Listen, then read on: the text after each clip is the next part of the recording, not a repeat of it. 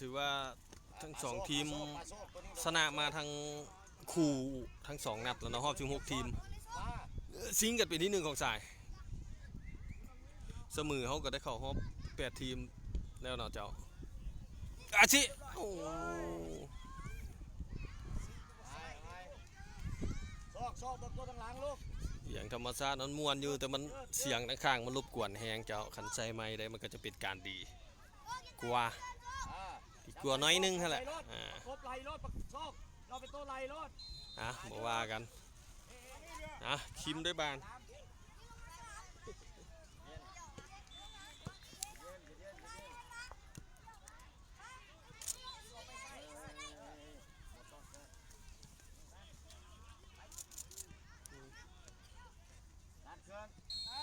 เดี๋ยวดันขึ้นแม่เกม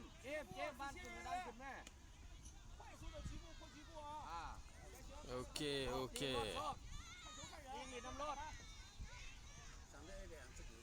ชาวบ้านกาให้เจ้าทันแม่เจ้าก็ยับเขาไปแม่ตกหลังเอาเดินเกมใช่เนาะตอนนี้เดือดออก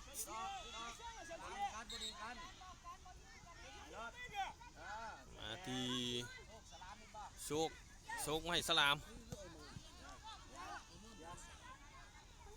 ขึ้นวันนี้ยับขึ้นลูกอย่าเอาโซ่ไหลรถปัดเสียนเจ้าไหลรถเดี๋ยวนี้เป็นทางทีมจากสปจีนได้ตั้งเกมบุกหายเลยเห็นบ่หายอาซีได้บานตอนนี้อาซีฝากมาบานฮอดนะครับของทางเขาอาจารย์อเล็กยืนคุมเข้มข้างสนามเลยมื่อนี้โชคได้ลงตัวจริงเอาเบอร์16ก็ถือว่าพักตัวรักไว้หลายคนอเล็กก็พักเนาะเพราะว่าบานเขาฮอบแล้วไว้เตะฮอบ8 ทีมเขาทีมไป2ล่ะออกบานไว้โชคได้บานฝากไปที่อาซีคืนมาที่ธันวาคืนมาที่เจมคืนมาที่สลามยกลูกนี้เอาเจ้าเบียไปอาซีกระซากอาซีลองซ่องโอ้งามนอนตรงนี้งามโอเคแล้วเนาะขอบใจเขาหนาตัวเดียวกับปะขนาดตัวเดียวลูกยับไปรถถือว่าได้จบหนาตัวเดียวลูกยับไปให้เจมยับไปเลยถือว่าคู่สำหรับนั้นนี่เป็นการซิงเข้าที่1ของสายรอบ16 ทีมนัดที่3ของทั้ง2 ทีมเสมอเขาก็จะเป็นแชมป์กลุ่มเพราะว่าลูกได้เสียเขาดีก่อนทีมที่คู่แข่งกำลังแข่งในตอนนี้เนาะคุมเลยตอนนี้สกอร์ยัง0-0อยู่เจ้าผ่านไป 4-5 นาที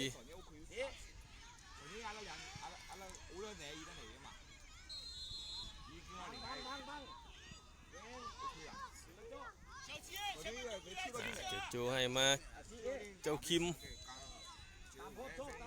ฝากไว้โชค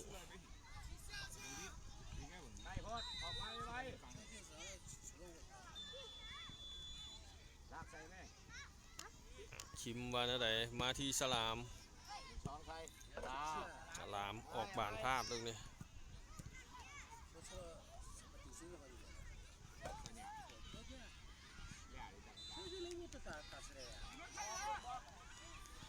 อาชีว่าอะไรอาชีขึ้นไม่เจม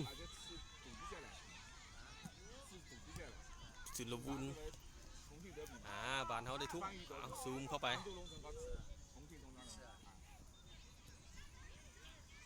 จริงดีรอดซอกเขาหนาตัวเดียวนึง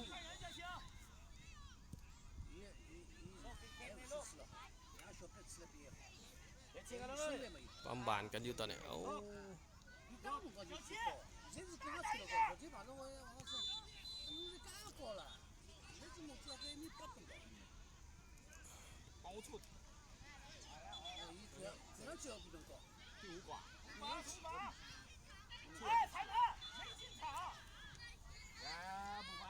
ทุ่มเขาโกนตั้งเตะเขาเสียฟาว没经常是重发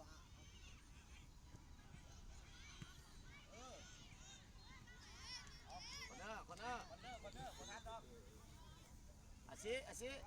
เตะ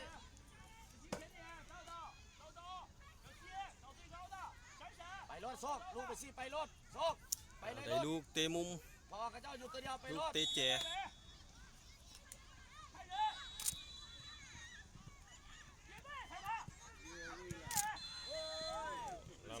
ลำ เว หน้า ลาให้แล้ววนนี้แม่เจ้ามักลำนาลูกเมซี่นะ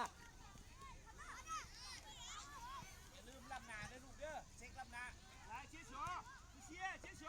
要配合人牛羊才踢到一起了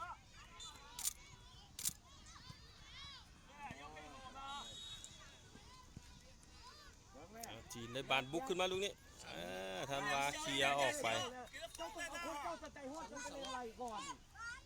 จะเล่นไรก่อน非常好啊，子期，要球啊，把球权要到脚下。叨叨，把这穿好放松一点啊，视野打开一点。叨叨，行，把视野打开一点啊，来钉子， รับขึ้นมา 你俩2打2，他们没问题啊。回， จู่ๆออกบานยาวมาที่เบียร์ ไปเลยเดี๋ยวครับบังเลยชุกไอ้แม่ออกไปมาดีไว้ขนาดชุก เปิดปุ้ยบุกไปหน้าสุก คนอยู่ในยังง่อนบ้านไปเสียเขาเจ้าก็เบิ่งใช่เบิ่งขวาสิตัว บานจอบคืนตะหลังเลยกองกลางเอาสลามออกน้อยนึงสลามน้ำบานบ่ทัน มันมี3 คนนี่นะกระโดดจะเป็นจับเขาเจ้าก็เด้อยู่ไปเลยบอกเขาไปเลย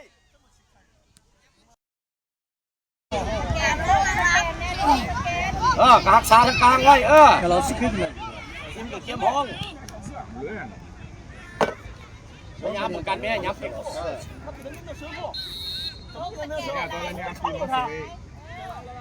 สกอร์ยัง0-0อยู่ตอนนี้สบายดีท่านผู้ชมทั้ง168ท่านกันแล้วกันเนาะที่เห็นน้ำไล่ตอนนี้ฝากกดไลค์กดแชร์นะเนาะทีมเด็กน้อยลาวเฮาไป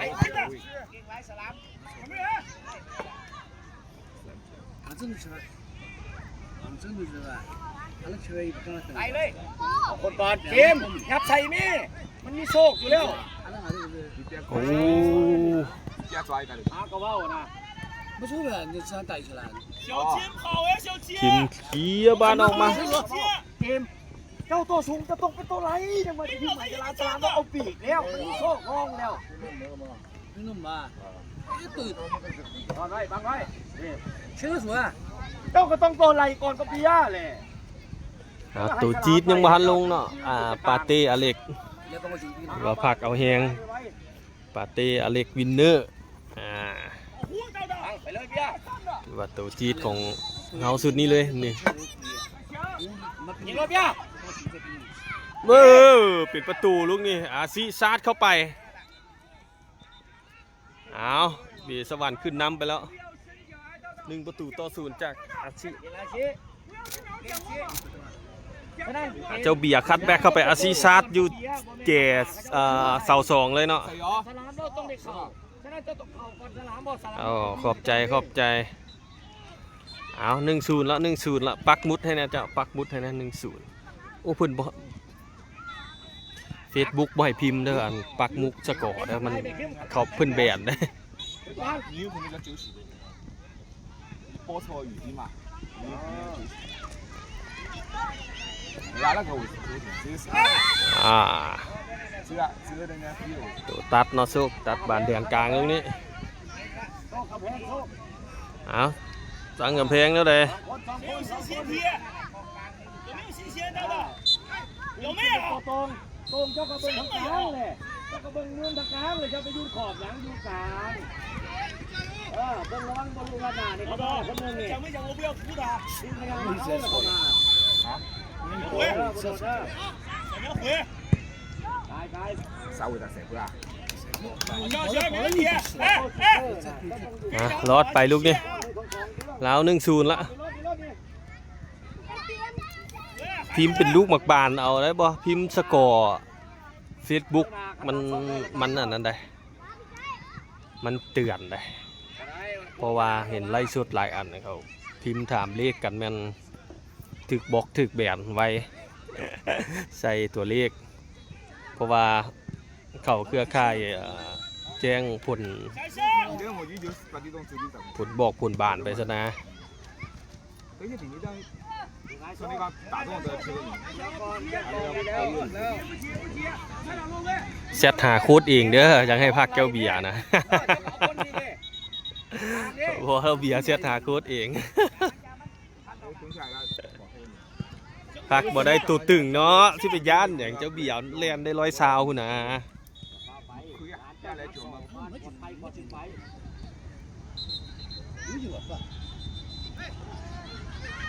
งานหลายดอกนี่เรียบ เรียบร้อย2-0เจ้าเบียร์ยิงเอา2-0ละ2-0ละอันนั้นเขาปักเด้เฮาบ่อยากปักเนาะเพราะว่าเขาเคยมีปัญหาละเนาะเอา2-0ละ2-0ละ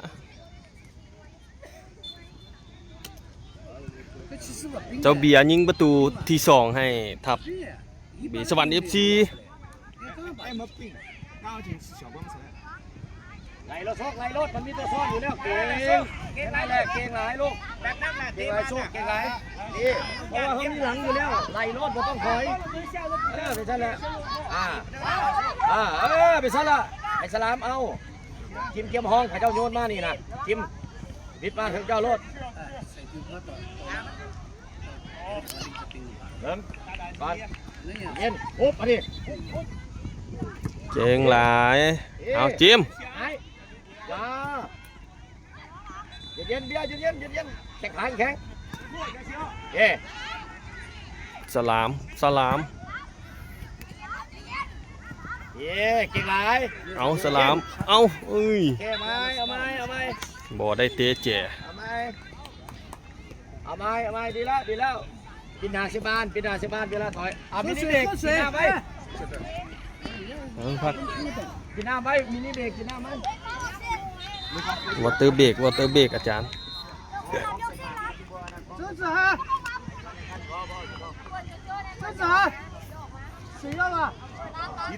1米的黄内子。 รอบ16 ทีมเจ้ารอบ16 ทีมนัดสุดท้าย เพราะว่าเพิ่นจัดรูปแบบใหม่รอบ16 ทีมออกมาแบ่งเป็น4กลุ่มละ4ทีมเอาที่1ที่2ของแต่ละกลุ่มเข้ารอบ16 ทีมรอบ16 ทีมถือว่าเขาได้เตะ3นัดเนาะนั่นนี่เป็นนัดสุดท้ายของรอบ16 ทีม รอบ8ประมาณ2โมงเดี๋ยวเช็คตื่มเพราะว่าตารางเพิ่นมีการเปลี่ยนแปลงตลอด 几个大枣打得开玩。 ปกติตามแผนแม่นเฮากลับวันที่17เนาะแต่ว่ามื้อซิงเพิ่นสิเฮ็ดใส่วันที่17นี่เฮาน่าจะได้เยือนเรือนไฟบินนี่ยังบ่แน่ใจยังคนกลัวกันอยู่กับคณะประธานเพิ่นเพราะว่ามันเลื่อนการแข่งขันไปมื้อหนึง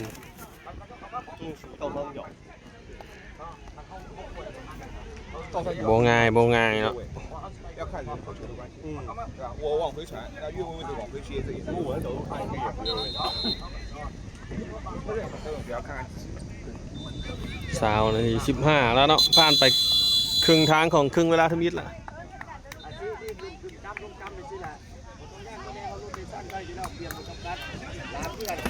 เอาตัวของตัวเองพี่เนาะ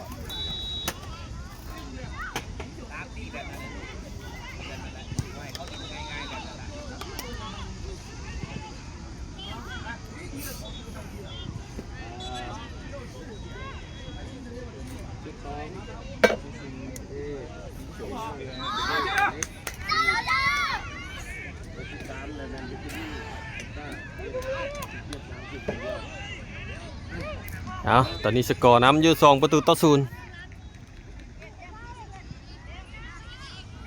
อย่าลืมกดไลค์กดแชร์เป็นกำลังใจให้หลานน้อย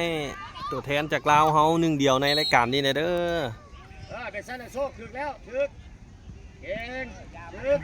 ถึกแล้วโชคเป็นสั้นละเจมถึกแล้วไปเป็นสั้นละมันเสียเขาจึงยังไม่ใช่คนตัวคนมานี่มันมาเป็นตัวห้องอาชีพมานี่ บาน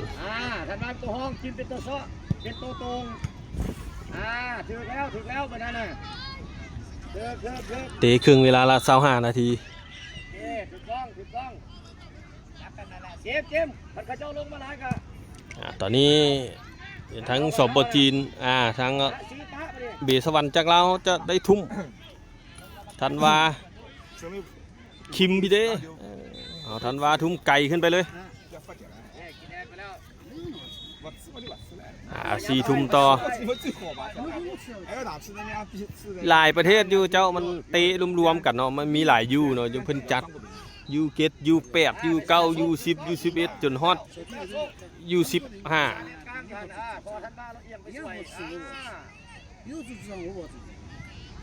โอ้โทรศัพท์ก็ได้ละเอามาคุยกันไหมตั้ง2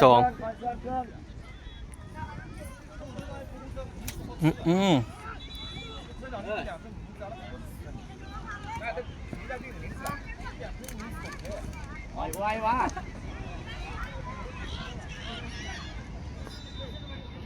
เล่เอาวงในแน่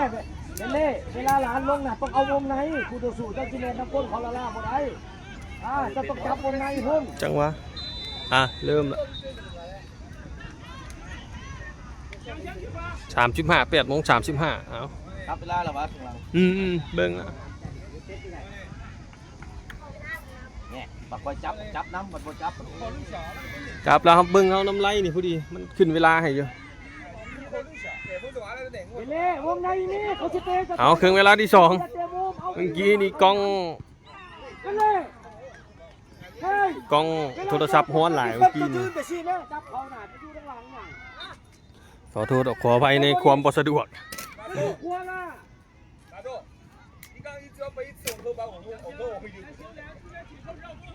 ตอนนี้เบสวรรค์เขานำอยู่3 ประตูต่อ 0ที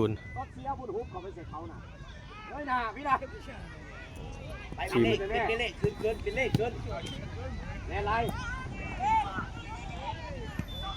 เครื่องเวลาที่2แล้วนะครับผู้ชม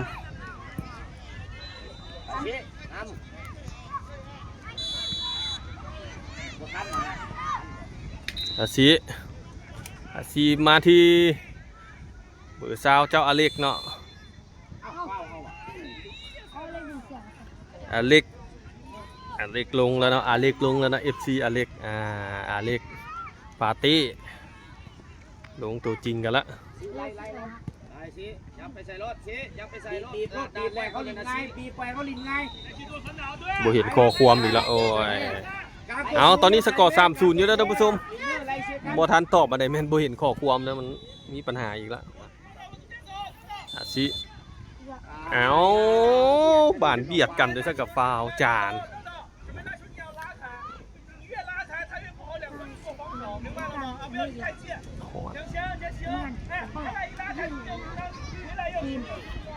เท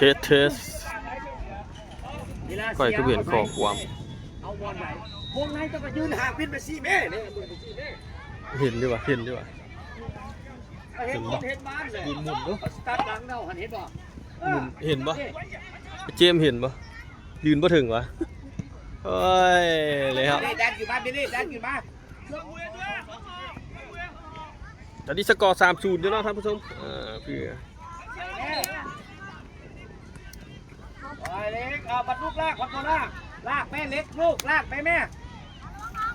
ทันวาเจอใหญ่ยาวเอาจังหวัดไปนะวะ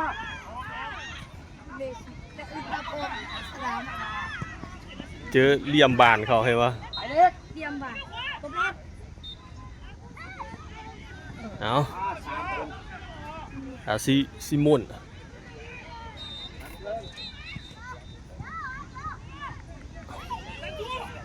ว่าเนื้อใดคืนมาปาเต้หมุนบอลุดยิงไกลกับยิงเลยแม่ปาเต้ปาเต้เชียร์บานกลางสนามเอาเบลเล่จี้เข้าไปออกมาเม่นไผ่ปาเต้ลองซองอยู่บ่โอ้ยเจอสักคันวาสวยงามโอ้เบลเล่เป็นอย่างใครบอกไปเล่นนี่ไม่เราคนปกติ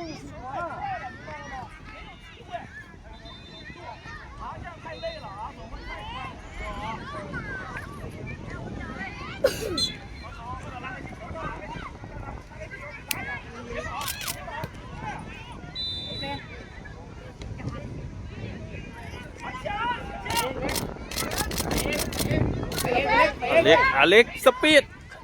ตัวจี๊ดอเล็กว่าเนี่ยไรอเล็กเข้าขวาแล้วอเล็กลองซองโอ้ยติดบล็อกสูแล้ว ก็ยังว่าเจ้าก็สแกนได้ดูปะเต้ ยังได้เตะเจอยู่ยังได้เตะเจอยู่ ผู้ห้อง สีสันเนาะโค้ดสร้างการถือว่าเป็นเรื่องปกติ เขาเว้าทางหลังอยู่เจ้าก็บังสิตัวเต้มันจะกระเสียมเจ็บอีก แนมซ้ายแนมขวาแนมหลังนี่แม่ อาชีพอย่ามือเรื่องลูกลำหนาแม่เต้เราวนออกแม่เต้ เดี๋ยว เรา ดู วนออก เดี๋ยวดูเตะมุมอยู่ตอนนี้ นี่นะ วินเนอร์โอ้ยจิ้มลูกนี้เกือบ เวลาลงฟุตเวิร์กลง เอา วลลงเจ้าซ่าคนเขาน่ะไปเล่นเขาบ่ต้องตีบ 5 นาที เขาอ่านเขาจาก2 เมตรนี่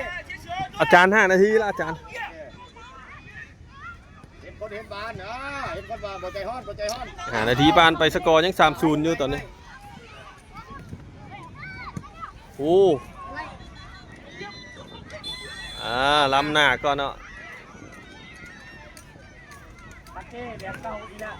เจ้าต้องเป็นตัวไล่นะเจ้า โอ้ก็ลิ้นแบบเฮาเลยปั๊บออกคุณเลยเออ ตัวไล่เจ้าจะเข้าหัวต้องแน่เจ้าอยู่ใสพินเนอร์เจ้าอยู่สูงนะเจ้าอยู่หน้าอาชินี่นะหลังอาชินี่นะ ตอนนี้เอาเจ้าเบียร์ออกมาพักเนาะส่งเล่ลงไปส่งปาเต้ลงไปส่งอเล็กลงไปทันว่าลองซองไก่เลยคุณว่าพอเท่าทันว่าแม่ได้มาพากมวนในพอเท่าทันว่าบ่ฮู้ว่าเพิ่นติดตามไล่หรือบ่เนาะเบิ่งลูกชายเพิ่นเตะหรือบ่วินเนอร์ตุ้ย ลากขึ้นได้เลยใจพ่อนะลากเข้าไปอีกลูก 进行球，对， บ้านรุดเดียวแหละกินนี่นะ 站起啊！ เอาให้กันจ่อเนี่ย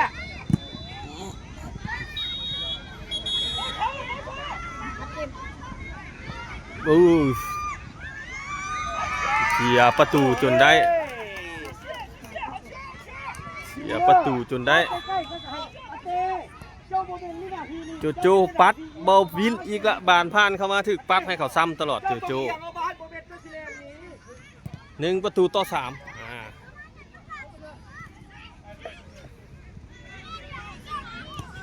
มาเบียร์แหมอันนี้เป็นนิสัยอ่ะนะบอกว่า 继续啊，建行，好来，向前。 วินเนอร์ลูกรุดเดียวเลยเมื่อกี้ลากไปกินแม่ลูก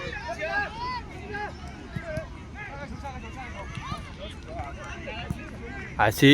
ปะเต้เจ็บที่เอาบ้านเจ้าแลนนี้ไปใส่ สกอร์ 3-1 เนาะตอนนี้เนาะทางจีนไล่มาละครึ่งเวลาที่ 2 ผ่านไปเกือบ ขึ้นได้ก็ขึ้นวะ 8 นาทีด้วยเอาคอยลิ้นเด็ก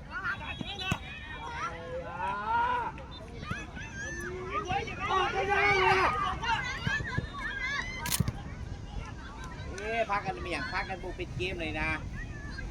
ปะเต้เว้ยมั่วนะเว้ยเต้โมเป็นข้า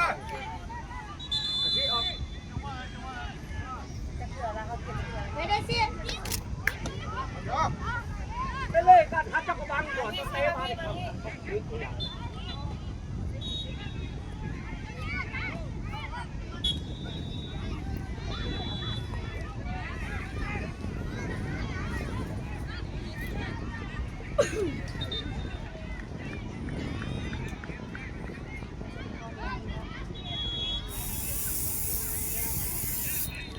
สกอร์ 3-1 อยู่เนาะตอนนี้ท่านผู้ชม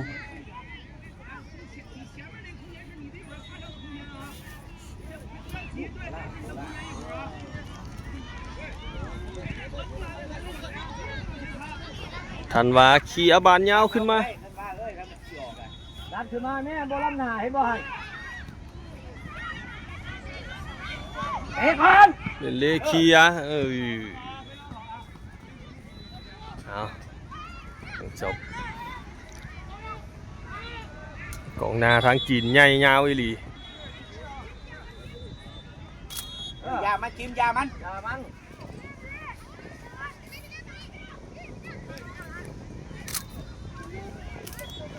ว่าหลังเขาใหญ่แล้วยังบ่ใหญ่พอ ปะเต้นะไปสอกโคตรกระเจ้าอยู่แล้วปะเต้นะ เอาอเล็ก เนี่ย อาเล็กให้เบียร์เอาเบียร์ลงไปวางตักเข้ามา เจ้าเขาคุมมาบ้านก่อนต่อเบน ถือว่างาม เจ้าซ่าแต่เจ้าสิไปคุอนาปะบ้านตกได้ไหน ถือว่างามเนาะเบียร์ไอ้บานลูกนี้แต่บอทัน เบิ่งจะว่าบ้านลูกเบิ่งจะว่าบ้าน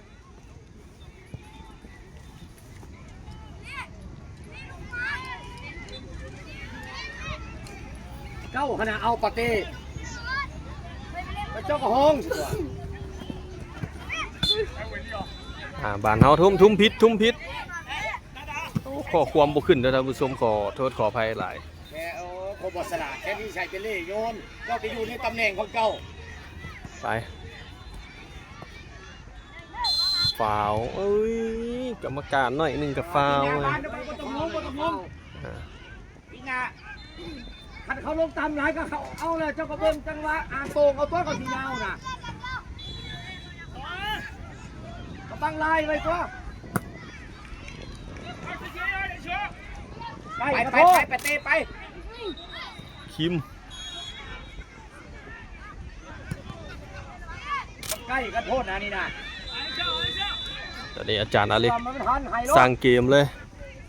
บานมาที่เจ้าเบียร์เบียร์มาที่อเล็กดุดอเล็ก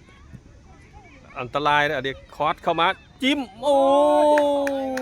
สวยงามตรงนี้อเล็กไปบานได้สวยงามหลายว่าเป็นการผมสามารถเฉพาะตัวเลยเนาะของเจ้าอเล็กเบอร์ซาวของพวกเราพร้อมกับลังฮอตเชิงเลยนี่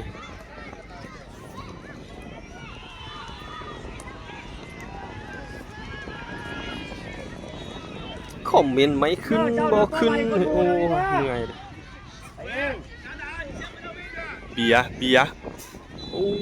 เบียร์อีกบาทโอ้ยคอยลุงนี่เอาสวยงามละ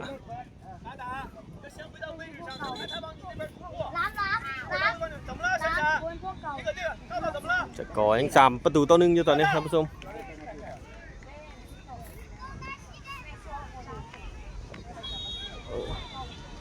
12 นาทีแล้วเนี่ยประมาณประธานบีเขาเสียติดขอบสนามเลยลูกพี่ เสียติดขอบสนามเลย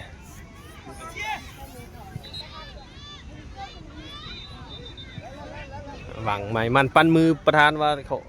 ต้องเข้าชิงต้องแชมป์กลับบ้านให้ได้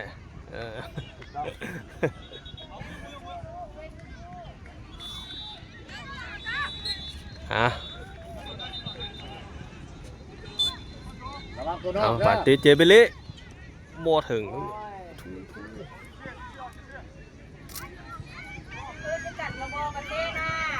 นะปาเต้บักคงลูกไอ้ซี่เลยนะ จังว่าคืนหลังอันตรายหลาย ปาเต้ โมทัน เที่ยงนี้มาขึ้นหลังแล้วไปจ่อมูลินบ่ได้ ให้บานยากนะปาเต้ลูกนี่ กินบดตื่นกินลูกบดตื่น เอาพักกินน้ำนะว่ากินน้ำ13 นาทีผ่านพักครึ่งทางของครึ่งเวลาที่ 2เอาน้ำให้มูโอ้ยจับให้มูดีๆแม่บ่โยนลูก โม่ก็ฟังเนี่ยเจ้าดีเล่นมั่วพี่น้องก็เล่นมั่วไม่ก็เล่นมั่วเจ้าอยู่ตรงหน้าของปาเต้แล่นอะไรกันน่ะปาเต้ก็อยู่ครึ่งกลางนี่เชื่อมบ้านออกบ้านระยะห่างของมันพอดีเจ้าจะไปย่อเล่นมั่วแต่แทนเขาเตะยากเจ้าไปเล่นมั่วไปก่อนเจ้าโมเดลโตฟรี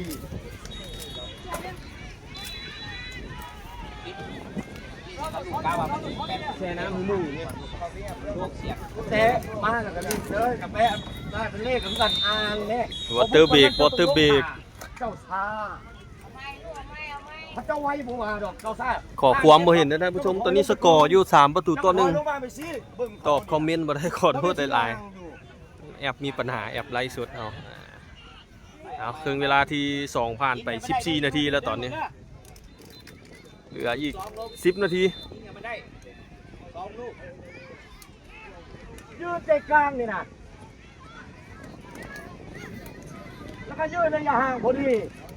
นี่เดินตกสูงตก ปกติปาเต้ลิ้นดีเนาะมือนี้ยังจูนบ่ติดมือนี้ สินำมาเตะเศร้าพูดบ่ หลายคนยังจูนบ่ติดเนาะทั้งทีมเฮา พ่อแม่สิเข้ามั่วเล่นมั่วอยู่ว่า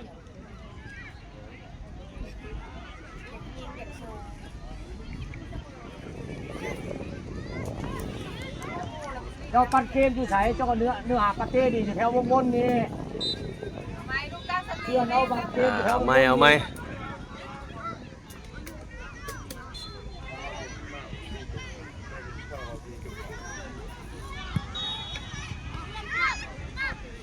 แหมมันบ่ทันได้จังหวะกันเลย ให้ล้ำเดียวคนเดียว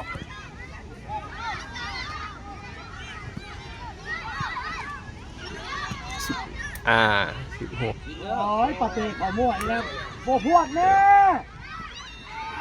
เองโอ้ฟ้าวเราดูดีนะ ให้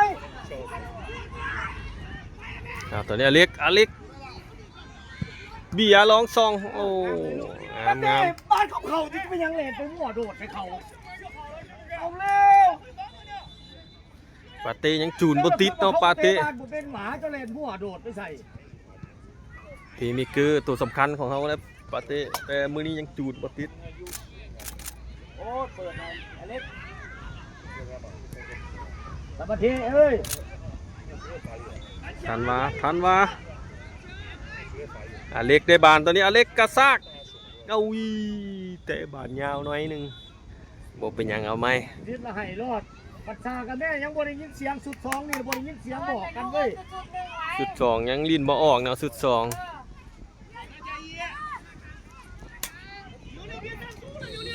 ขอบใจ200คนกันแล้วกันอย่าลืมกดไลค์กดแชร์กดติดตามเป็นกำลังใจให้ทีมหลานน้อยเบสวรรค์ของพวกเขาในเด้อเจ้า 2,000 คนเนาะ2,000 คน 2K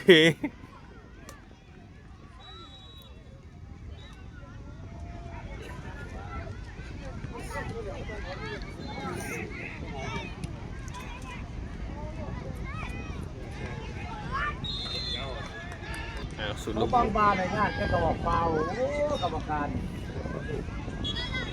เฮา ยืนแม่ บ่ได้เปรียบเลยนำกรรมการน้อยหนึงแมันฟาวล์ทางเฮา แม่เขาเจ้าอีกขนาดคีบคนหนึงแม่ปะเต้ก็ถอยตัว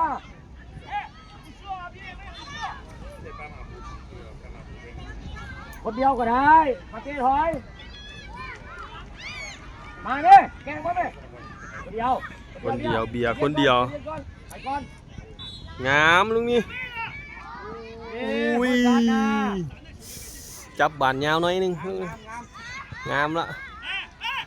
ทีเด็ดเลยจังหวะบานให้บาดเดียวแล้วปีกแลน เป็นเลยเป็นเลย อุ้ย แบบเก่าอีกแล้ว ชื่อให้บาน บ่มัวให้ไปเลยไปไม่รู้พยายามเงยหน้าแม่วินเนอร์ปล่อยบานแม่จะยิงแรงกว่านั้นลูกสาวยิงโบมันใจแล้วไข่งูไม่รู้ไว้ 是不是啊？把心打开，บานตั้งเตะจากประตูสกอร์3-1อยู่เนาะตอนนี้ท่านผู้ชมขอโทษกันแล้วกันแต่ว่าบ่เห็นข้อความทางผู้ชมทางบ้านคอมเมนต์มาสำหรับไลน์เนี่ยมีปัญหาน้อยหนึงเอาวินเนอร์ได้บานลูกนี้วินเนอร์ไทยเบียร์ซองลูกนี้เรียบร้อย4-1นี่กองเชียร์ได้ฮีเลยกองเชียร์เจ้าเบียร์4-1ละท่านผู้ชมสวยงามลูกนี้ รับใจแม่ไปจัดซึ่งแม่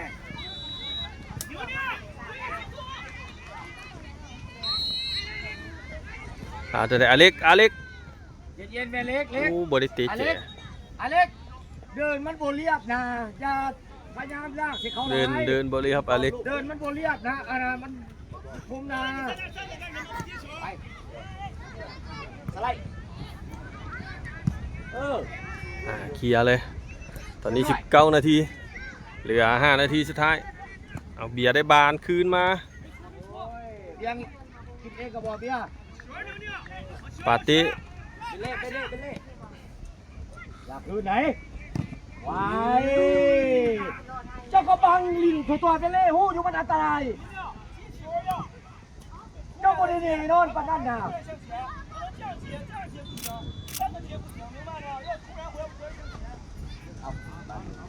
ปูทู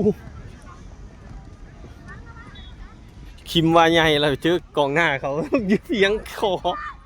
โอ้อึบ เบียร์เอาแล้วอ่านมันขาดแม่เอาซ้าย ล้ำหน้า วานเลยอเล็กจับสิมา ตั้งใจแน่เป็นเล่เจ้าจะหยอดจะขึ้นหลังปาดขึ้นแล้วหอดใส่พี่น้าอะไรมันนี่น่ะแรงมากนะแม่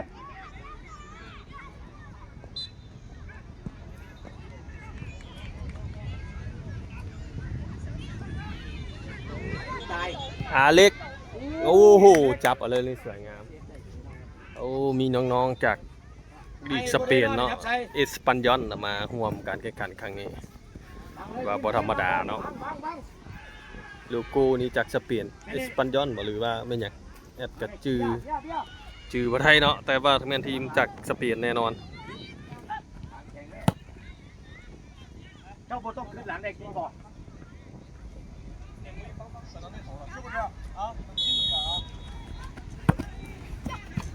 เบียร์เอาท้ายเกมแล้วยัง3 นาที 4 นาที เองอยู่เด้อ วินเนอร์ดุดลูกนี้ อเล็กยังหานาทีแล้วเปลี่ยนมาคนเลยลง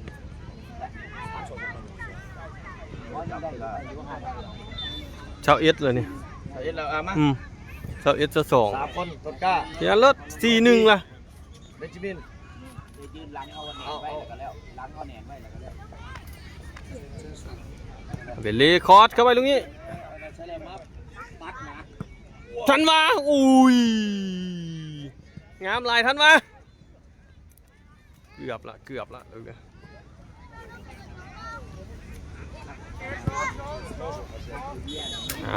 สับมอง พักไอเบียร์นะ พักไอเบียร์ซะบีเกี่ยมเปลี่ยนสำฮองลงไปยัง5 นาทีสุดท้าย เป็นหยังฮะเมื่อก็ออก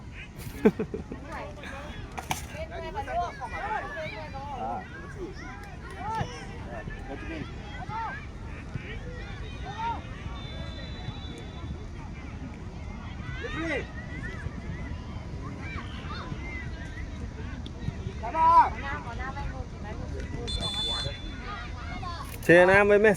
มลูกจุกใส่อีกมันบ่พอน่ะยัดใส่รถ พักอเล็กกับเบียร์ก่อนมือแรงงานนัก มือแรงฮอบ8เนาะ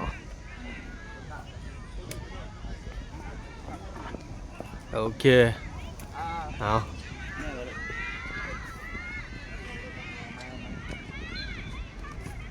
โชคมาดูตัวเย็นให้ไอ้เย็นไหมเย็นเจี๊ยบบุทัน เป็นหยังเอาเบนจามินลงไปละ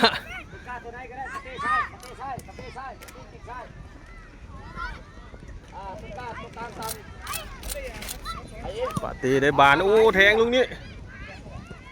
เรียบร้อย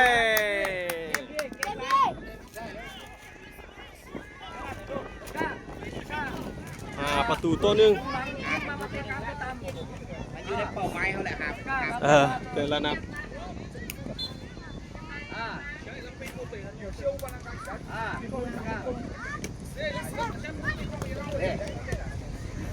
เจ๊อยู่ร่อนมันเมื่อยนะสมประเดี๋ยวลงอ่ะ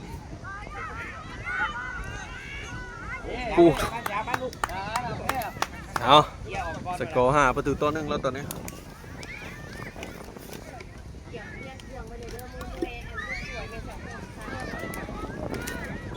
ได้เจ้าหน้าที่ไปเล่นเลยได้10ป้ายป่ะได้เช้าเถอะบอกว่า บ่ฮอด ได้เจ้าหน้าที่หรอ เซาสี่เซาห้าแล้วเซาสามเซาสี่ เหลือ2นาทีแห้งก็แห้งก็ดีขึ้นไข้ขึ้นอันนั้น เจอแดดจีนฮอนไลน์สิเอาทีมในบ้านตอนนี้สกอร์ 5-1 เนาะฮอบ16 ทีมนัดสุดท้ายของฮอบแบ่งกลุ่มฮอบ16 ทีมเขาเข้าไปฮอบ8 ทีมแล้วจะเตะตอนบ่ายๆนะเดี๋ยวแจ้งลงเพจอีกเทื่อนึงเดี๋ยวเช็คตัดตารางก่อนอีกบาทเด้อเจ้าขอบใจ FC ที่ติดตาม ก็ยังดีดดองๆอยู่นี่ก็ได้ อยากลง อ้าวเพื่อแล้วตัวเขาเปลี่ยนขวาเปลี่ยนนะคนเดียวตัวหนึ่งเปลี่ยนเบียร์คนเดียวตัวหนึ่งเนี่ยสี่ก็อีกตัวหนึ่งวัดเวลาเลย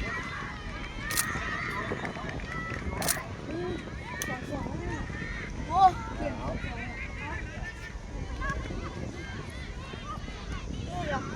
มาขับแลนด์มั่ว ไปฮอตพุ่นเราเป็นจมิน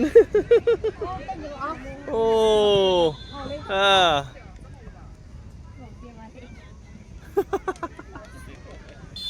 คือน่าจบเกม ไป ประตูต่อ1นะท่านผู้ชมเดี๋ยวเจอกันต่อฮอบ8 ทีม เดี๋ยวแอดแจ้งในเพจตื่มเลยจะขอบใจที่ติดตามรับชมเนาะจบ5-1นะเจ้าฮอบ16 ทีมนัดที่ 3 เข้าเป็นที่ 1 ของกลุ่มสำหรับฮอบ16 ทีม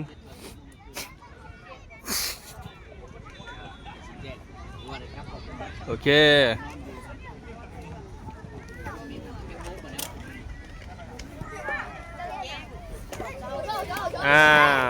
เที่ยวเข้าประธานเที่ยวเข้าเคยไปอยู่เที่ยวเข้า8 โมงเดี๋ยวขอบใจขึ้นนะthank you เชื่อ